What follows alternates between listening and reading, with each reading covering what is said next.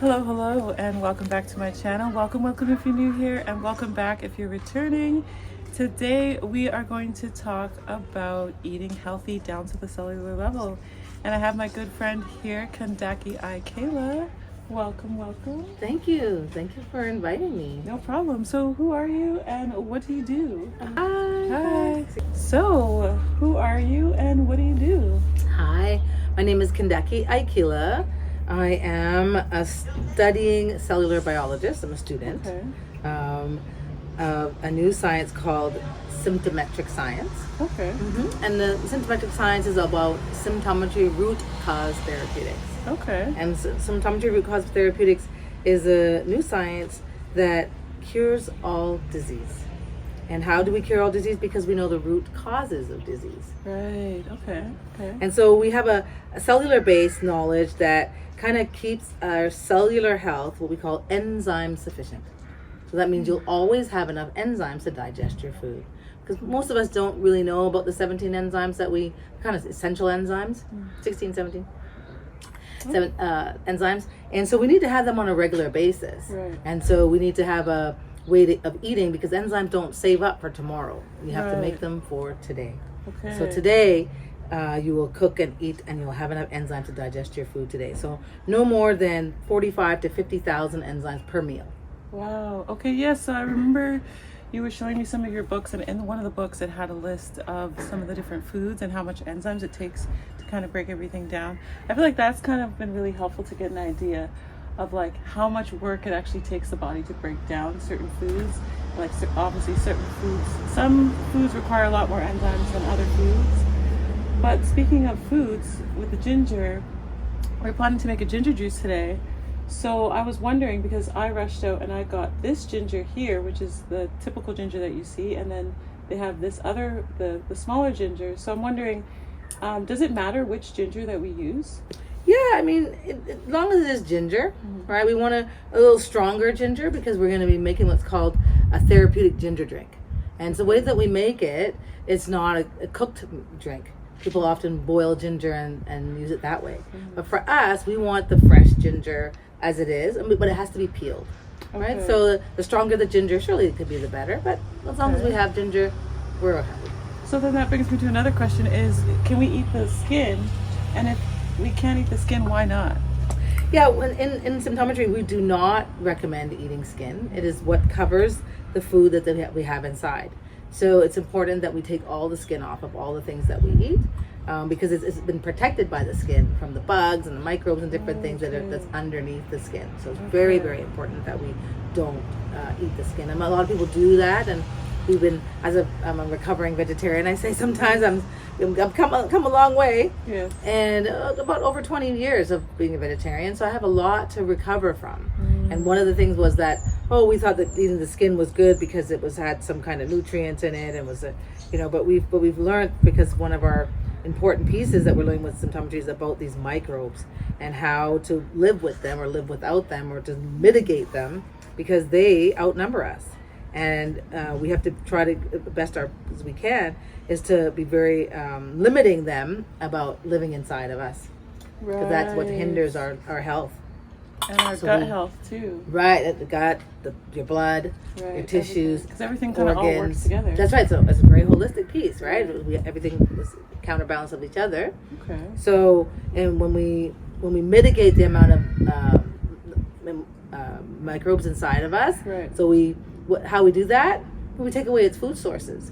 So the food sources are the negatives that we've been eating, that are what some people call it, the bad foods, or what are bad foods. I mean, it's a whole nother conversation. Well, we don't really talk about what we don't do. We only talk about what we do. Fair. Because we no longer, we kind of have to separate about what it is that we're clear about talking about, right? And so our health is the main thing, so we don't talk about the good parts of our health that we need to be mindful of, pay attention to. So after we peel all the ginger, what is the next step going to be? Okay, so once the ginger's peeled, we kind of cut them into a little more, so to help the blender, right? Because the blender's going to massacate them, right? And it's going to need to be on 4 different speeds for 1 minute. So you need a blender that has different speeds. Is very helpful. If it doesn't, it's not, but we really need those 4 different speeds for a minute to massacate it. So are we starting with a rougher texture and then trying to get it finer through Yep, the squeeze? Is that the exactly. 'Cause goal? you need to break it down a little bit so that the blender can get it to that liquefied place, because we want it at the end that's on its highest speed so that it minces it to the most of so we can get some liquid out of it, because we're gonna use some water, but you're gonna squeeze out the separate the liquid from the chaff. Okay. Are we going to strain it? Yeah, we strain Okay. it. And the thing about this, okay, so there's a couple things about the ginger that you kind of need to know that's really important. First of all, why do we eat ginger? What's the the purpose of it, or how does we get the benefits from this ginger? Well, ginger has a natural copper in it that helps us to make energy. And not only does it help us to make energy, it helps kick out toxins out of our system. Oh. So the thing about the part of it that is the copper, once we've made it, it only lasts 3 days. Oh. So I usually make it on a Friday. I call it the strong end Right. for that reason. So Friday, Saturday, and Sunday. Okay. Right? And although we're making it today, Yeah. I usually make it on a Friday. And so by the Sunday, I'm ready for Monday and the next throughout the whole week. So I have Right. that. So, and you can have it every other week or so, but necessarily if you're not acute or ill or something, you might make it once a week, or maybe a couple times depending on what situations you're having at the time. But generally, once every other week is good. We don't often use everything every week. We kind of give ourselves a little bit of a break in between the times when we're detoxing and taking things out of our system. Very nice. So why are you peeling it with a spoon? Yeah, one of my sistrins, when I was cutting it, as you saw, I was cutting it earlier with the knife, and it was so tedious. She's like, no, you can do it so much quicker and faster if you use the spoon. And I was like, what? And sure enough, she was right. So it's just easier. Okay. Kind of get in the little places better, and it kind of just comes right off. Okay, so so the amount of ginger that we have peeled here so far, is this, like, how much do you think this will yield? It's a little bit much for one person, but because we're gonna do a couple things, we wanted to try the two different kinds of ginger, so we'll make them separate to see. So it'll be enough for 1 or 2 people. Okay. Depending on how much water you make it with, that's kind of how much it'll last. So technically, you want like maybe 3 ounces a day or 2.5 ounces a day. It's kind of like how much can you handle, but Right. at least. I'd say 2 to 2.5, maybe even 3, but you're by pushing it at 3. But yeah, 2 ounces is probably a day for 3 days. Okay. So that's 6 ounces. So what do we have here? So we have the cut ginger, the smaller one. We have the other one we're going to make separate. We always have to use a plastic spoon. Okay. We have our water that we're going to use. We have the water maybe a jar that we're going to pour the ginger juice into. Okay. And we have our plastic straining, or we say bag, not a nylon bag, that we're gonna eventually we're gonna squeeze out all the liquid. Okay. And then we're gonna put the liquid here, and we're gonna have the dry liquid here. Where we can actually use the drier part after we squeeze it out. It can be used in cooking. You can add it to all your flavors. You can make some ginger tea if you like with it. So there's a few ideas. Okay. What are we using for sweeteners? Now you don't need a sweetener. It's probably best if you didn't have one. But if sometimes we're just when the ginger's really hot, it might calm it a bit. So we know that we have glucose. We eat the things that we're made of. So glucose is a part of our makeup, but the type of glucose. So we want low enzyme sugars. So agave and stevia are low enzyme. They're at 500 enzymes each to digest per serving. So other sweeteners, not to say that they're a little bit higher in the enzyme count. We can talk about that a little bit later, but we know right now that we're just going to use either some stevia or some agave. So what are some other sugars we can use? Well, there are other sugars, but they are higher in enzyme count. Mm-hmm. So when we use honey, we need to make sympto honey. That's a whole nother event, and we'll look at that another time, which is very important. Also, there's white sugar, which is probably about 8,000. I'm guessing right now, so don't quote me when you read the books. But I think honey's 8,000, and like white sugar is like 12,000. But brown sugar is 35,000 or 30,000. That's a lot. Yeah, it is a lot. Okay, so for how long are we going to be blending it for? So it needs to be blended for 4 minutes, 1 minute each speed. So we started on that on just the grating part. So we Okay. want to get the start going. So, and then a minute each other speed. Okay.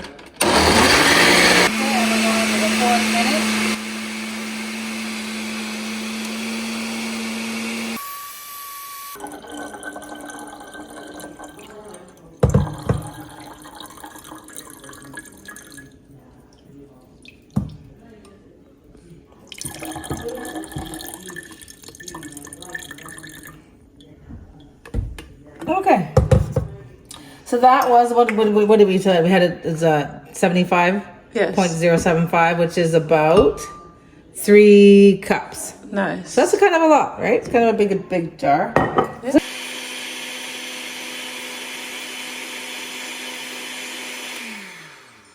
All right. There's our 4-minute time on the clock.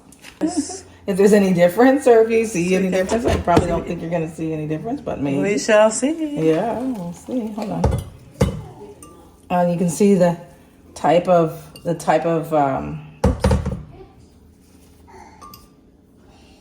ooh, ginger's tickling my nose. Ooh. That's a good sign. Yeah. All right, so there we are. It's all on one side, and we're gonna do the same thing we did the last time. I'm gonna try to get all of it down. Action.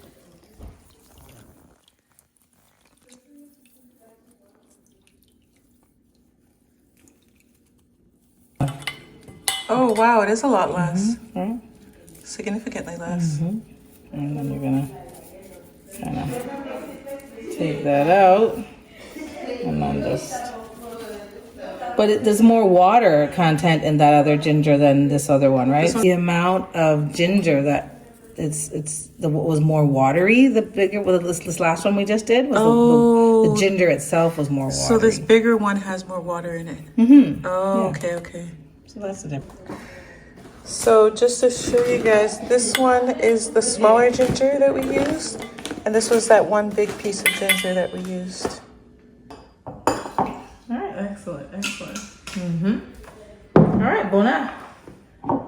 Merci beaucoup. Thank you so much. Merci. Did you smell it? Oh, it's strong. Oh my gosh, it is strong. A little bit hot. Oh yeah, spicy. A little spicy.